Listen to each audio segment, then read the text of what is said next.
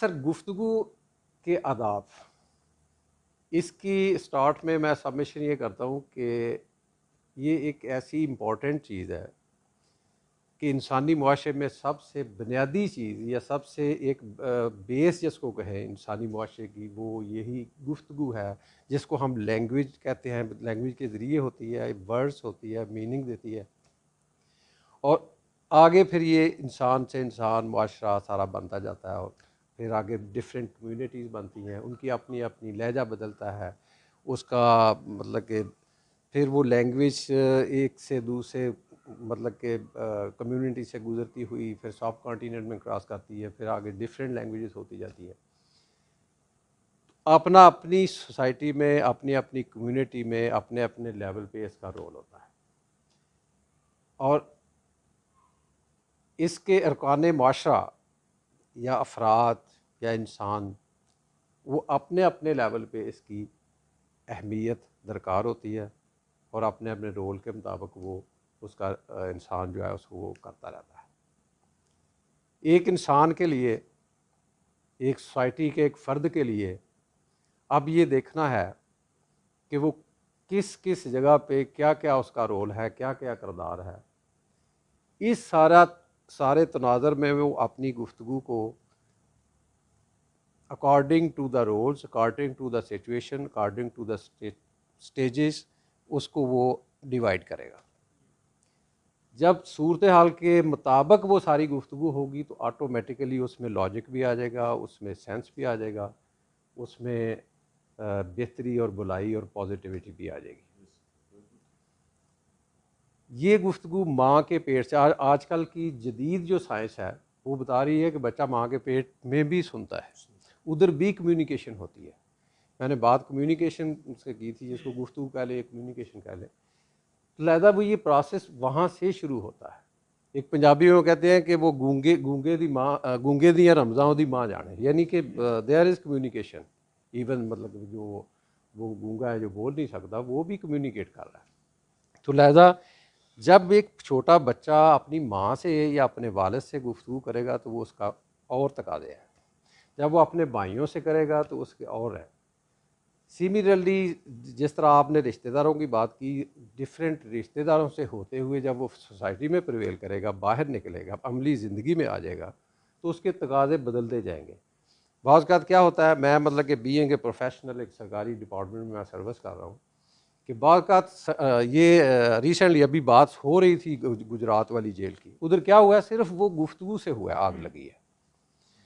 गर्मी सही मजाज में, लेकिन ना इस कदर की जिससे बात उसने शिकायत ज़रूर की। एक तरफ तो ये है कि कोई तकादा कर रहा है कि छेती गल मुकाया ना कर, और दूसरी तरफ क्या सही साहब को कहते हैं कि यार इस बंदे तो मैं ना ही मिलता तो बेहतर से, यार कई शायद ऐसी फीलिंग भी होती है। एक अच्छा डॉक्टर, मैं अब थोड़ा प्रोफेशन को वो टच कर रहा है, रिश्तेदारों की बात होगी, बात थोड़ा सा उसको मज़ीद वो टच कर लेते हैं कि भाइयों में से जो खुश अखलाक है उसका कुछ और डीलिंग होगी, वालद से वो ज़्यादा बेनिफिट ले जाएगा, माँ से ज़्यादा वो कर जाएगा, इसके प्लसेस। तो दूसरा जो है, जो बदतमीज़ है या दूसरा मतलब कि जिससे बात उसने शिकायत ज़रूर की वाली कैटेगरी में होगा, तो वो लूज़ करेगा, हर जगह लूज़ करेगा। यानी वो रिश्तेदारों में लूज़ करेगा, इवन के जो the closest one are the parents से शुरू होके वो मतलब कि जहाँ जहाँ भी वो उसकी व्यू, जब वो जाएगा तो लोग खामोश हो गए, यार वो आ गया।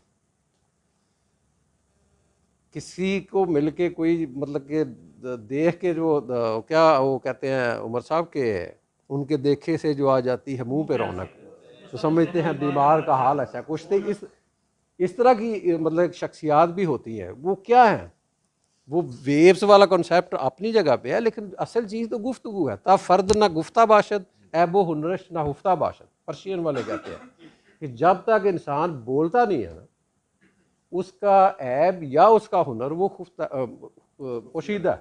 पोशीदा ना हुफ्ता बाशद, वो खामोश है, ये नहीं पता नहीं है उसको।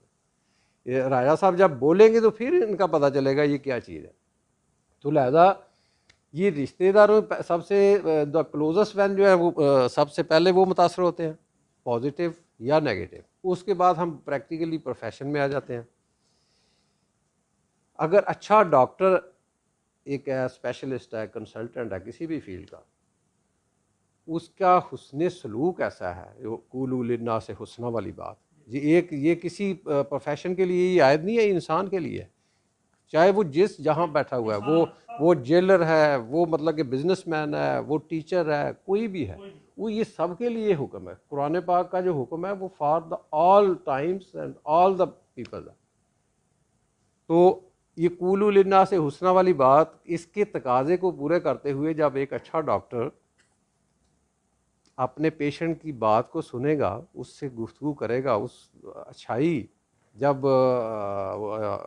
डॉक्टर साहब बेहतर समझते हैं कि जब कुरान पाक की एक और आयत है कि जिसमें कहा गया कि जब बात करो तो अच्छे तरीके से करो, मुझे वो याद नहीं है, यानी हाँ, तो उस तरीके से वो बात करेगा तो उस पेशेंट की आधी बीमारी कम हो जाएगी।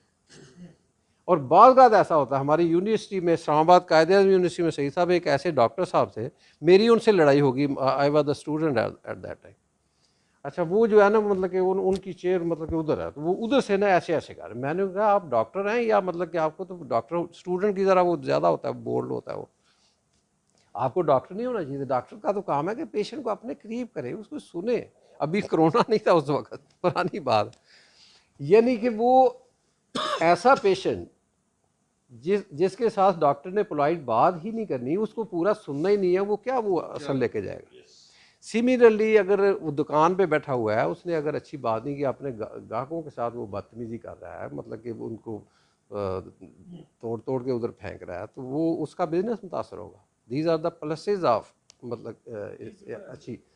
सिमिलरली मतलब कि अगर वो जिस तरह डॉक्टर साहब माशाल्लाह एक आला ज़बरदस्त किस्म का वो एक कर रहे हैं असाइनमेंट, एक फरीज़ा अंजाम दे रहे हैं, इस सीट पे बैठा हुआ शख्स, पहली तो बात है कि ऐसे ये वो मतलब कि मुझे वो आयत भूल रही है आपको मतलब होगी कि ये वो इतनी बड़ी जो है ना ब्लेसिंग, वो बहुत खुश नसीबों को होती है, वो गुफ्तगू के बारे में है आयत को, कि जो लोग मतलब कि अब मैं भूल गया हूँ कि ऐसे जो लोग हैं उनको ये अल्लाह करीम की तरफ से ब्लेसिंग मिली होती है, यानी अच्छी बात करनी, अच्छे तरीके से बात करनी, हुस्न अखलाक से बात करनी, ये उनको अल्लाह करीम की तरफ से एक इनाम मिला होता है। लेकिन बसूरत दीगर इन केस के ऐसे ही सीट पे कोई ऐसा बंदा आ जाए, फ़र्ज़ किया, नॉर्मली होता नहीं है, तो उसका क्या नतीजा निकलेगा, वो तो उल्टा मतलब कि मामला ख़राब कर देगा। लोगों ने आजकल जो अनफॉर्चुनेटली हो रहा है, हमारे मतलब कि उन्होंने कहा जी ये आग लगाने वाले हैं, वो मेंबर में बैठ के आग लगाते हैं, लड़ा रहे हैं, नफ़रत के मतलब कि वो बीज बो रहे हैं, फासले बढ़ा रहे हैं आपस में, क्या वजह है, यही वो गुफ्तगू है। सिमिलरली मतलब कि अगर वो किसी जिस तरह मैंने गुजरात जेल वाला मामला की मिसाल दी है कि जिस भी शोबे में कहीं कोई बंदा बैठा हुआ है, चाहे वो अपने प्राइवेट कैपेसिटी में है या ऑफिशियल कैपेसिटी में है, अगर उसकी गुफ्तगू अच्छी है तो उसके असरात उसकी ज़ात से लेके पूरे उसके दायरा इख्तियार या दायरा कार जो भी है उस पे वो प्रिवेल करेंगे और अकॉर्डिंगली उसके फ्रूट्स देंगे। मैं एक छोटा सा वाक़या बयान करता हूँ जो जस्ट फॉर लर्निंग, कि ये सर बहुत पुरानी बात है, मतलब गवर्नमेंट कॉलेज लाहौर से ग्रेजुएशन करने के बाद मैं 2-3 दोस्तों के साथ हम इस्लामाबाद के लिए रवाना हुए। उस वक़्त ये मोटरवे अभी नहीं बनी थी, इसका शायद शुरू हो गया था, ये 91 की बात है, 90-91 की बात है। तो जीटी रोड थी, हम रास्ता रोड लाहौर से वो बस के ज़रिए, उस वक़्त इस्लामाबाद जाना एक बहुत बड़ा प्रोजेक्ट होता था सर। आजकल तो मतलब वो जाते हैं तो सुबह जाके वापस भी आ रहे हैं लोग मतलब नॉर्मली। अच्छा, जब खारियाँ के पास पहुँचे ना, रात का टाइम था, तो उधर डकैती हुई थी, बस लूट ली थी किसी ने। ये एडमिनिस्ट्रेटिवली मैं बहुत जगह ये वाक़या सर कोट कर सका हूँ, चूँकि ये गुफ्तगू के साथ इसका तल्लक है, इसलिए इसकी मैं रेलिवेंसी वो समझ रहा हूँ कि वो बड़ा ज़रूरी है।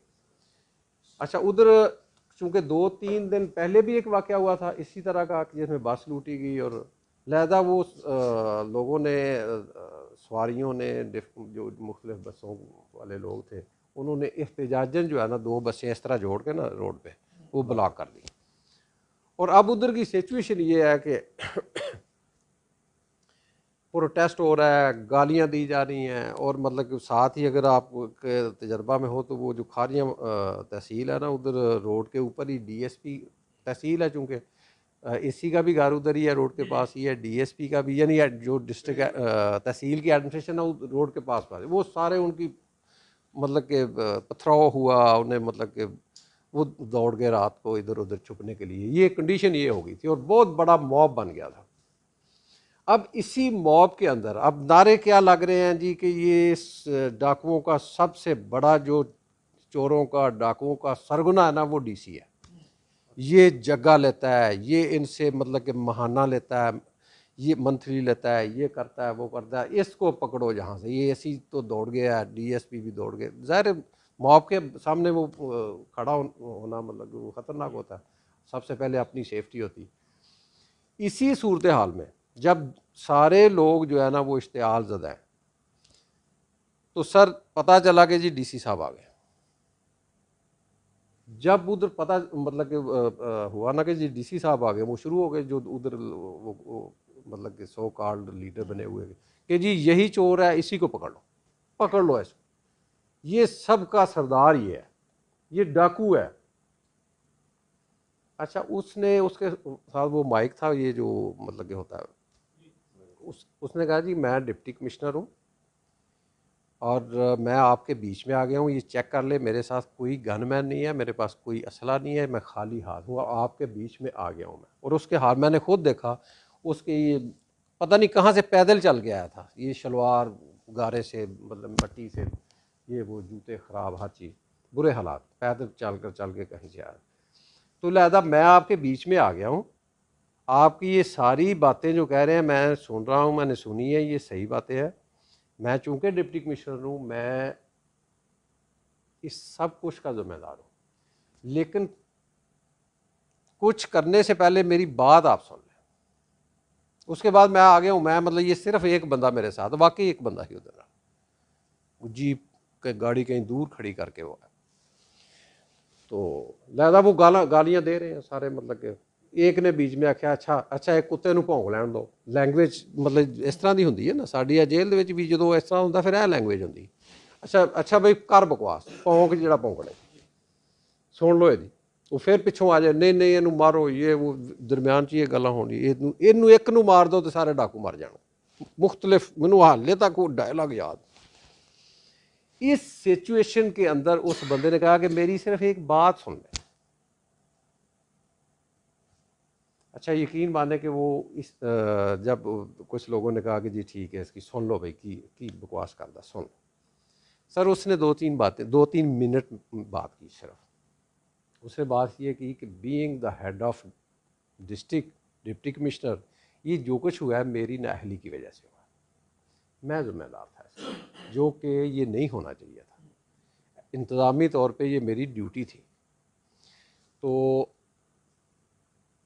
ये चूँकि इसका ज़िम्मेदार मैं हूँ, तो अब ये जितना नुकसान आपका हुआ है, मैं इसको शार्ट करता हूँ, लंबी बात वाक़यात में हो जाएगी, कि जितना नुकसान हुआ है वो भी मुझ पे जो है ना वो फ़र्ज़ है कि मैं पूरा करूँ।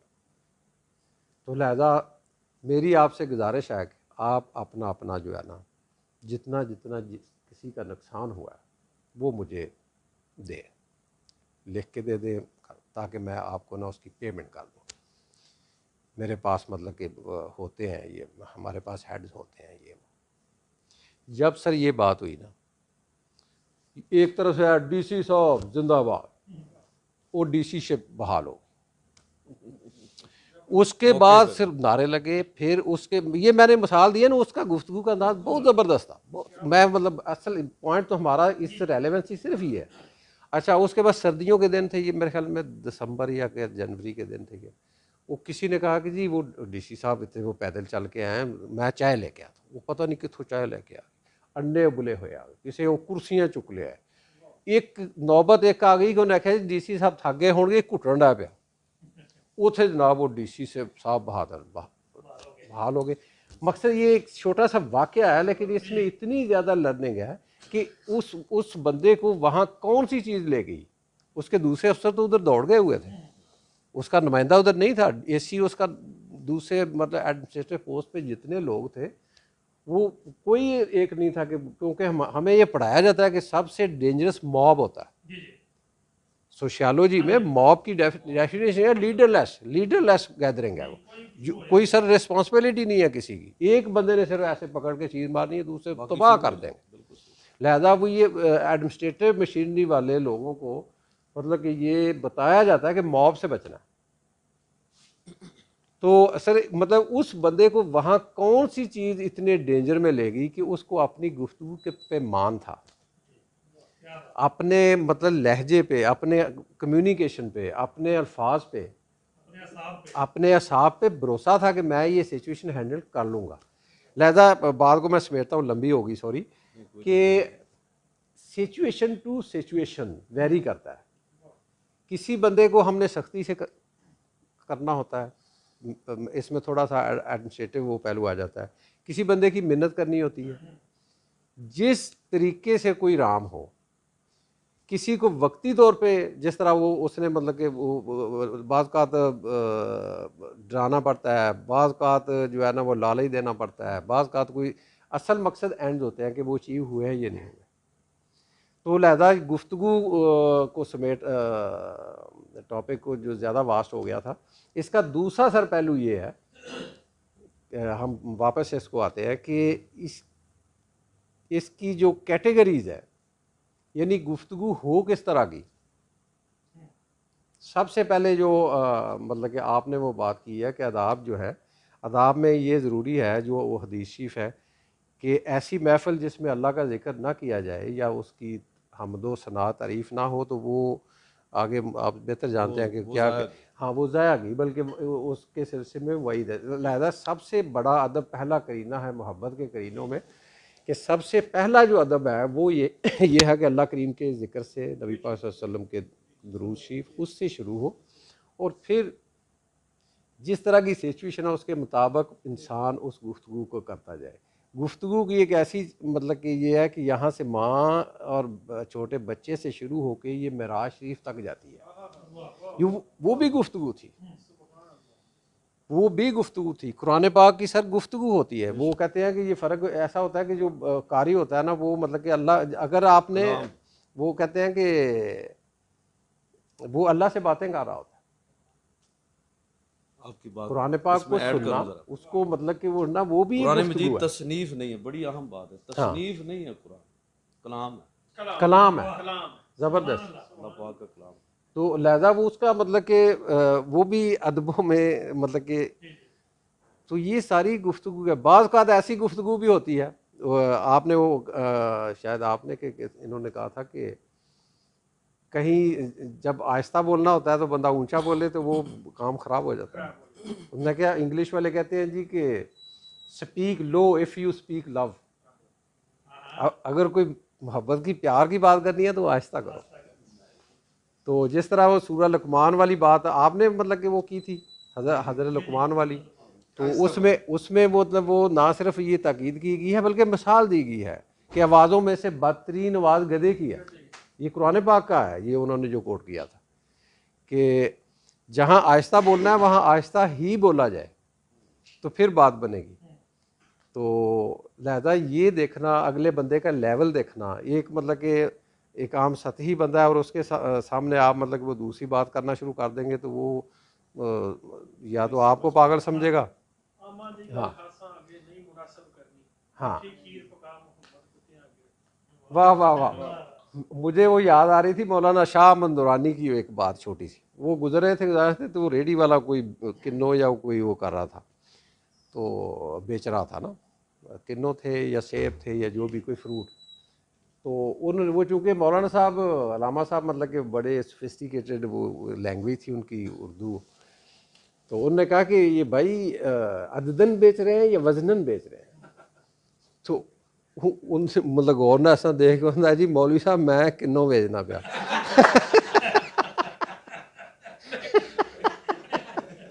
मैं कि अददन बेचते हैं या वजनन बेचते हैं। ये एक्चुअली वाकया है शाह अहमद दुरानी साहब।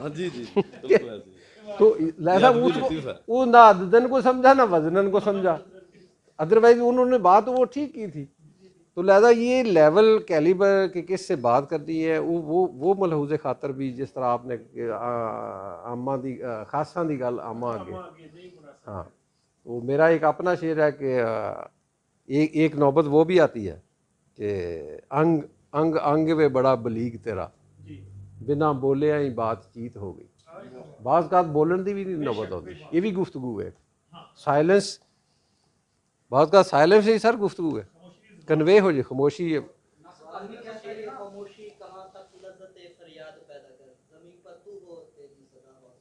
वाह वाह वाह जिस बंदे को आंखों से समझ ना आए उससे बोलने की भी जरूरत नहीं हाय हाय हाय वो अपनी औलाद के बारे में खास कर क्या अगर आप मुझे समझ नहीं सकते तो मेरे नहीं तेवर से पता चलता है ज़बरदस्त ज़बरदस्त जी सर मतलब कि आप सर मैं नहीं मतलब होगी मेरी होगी बात हम ना अब आपकी सुनिए मैं तो ऐसे इधर उधर